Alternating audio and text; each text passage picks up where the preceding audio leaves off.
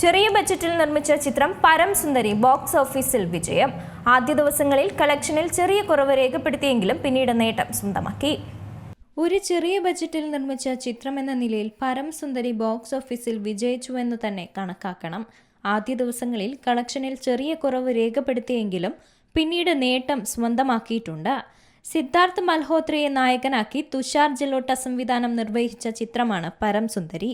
ചിത്രത്തിന്റെ മിക്ക ഭാഗങ്ങളും കേരളത്തിലാണ് ചിത്രീകരണം പൂർത്തിയാക്കിയത്. കേരളത്തിൽ ചിത്രീകരണം 45 ദിവസമായിരുന്നു നീണ്ടുനിന്നത്.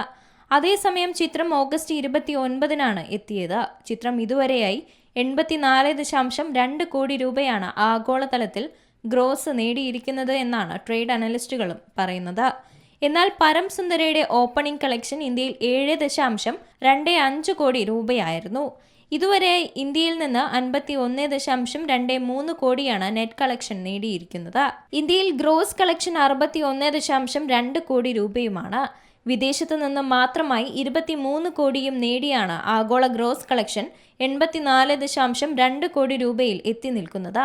ജാൻവി കപൂറാണ് ചിത്രത്തിൽ നായികയായി എത്തിയത്. ചിത്രത്തിൽ സിദ്ധാർത്ഥ് മൽഹോത്ര ഡൽഹിക്കാരനാകുമ്പോൾ നായികയായി ജാൻവി കപൂർ കേരള കലാകാരിയാണ്. മഡോക് ഫിലിംസിന്റെ ബാനറിൽ ദിനേശ് വിജനാണ് ചിത്രത്തിന്റെ നിർമ്മാണം നിർവഹിച്ചിരിക്കുന്നത്. പരം സുന്ദരി റൊമാൻറ്റിക് കോമഡി ചിത്രമായിട്ടാണ് പ്രദർശനത്തിനെത്തിയത്. Entertainment desk, Zee Malayalam news. ഏറ്റവും പുതിയ വാർത്തകളും വിശേഷങ്ങളും വിരൽത്തുമ്പിലറിയാൻ സി മലയാളം ന്യൂസ് എല്ലാ ഡിജിറ്റൽ പ്ലാറ്റ്ഫോമുകളിലും ലഭ്യം.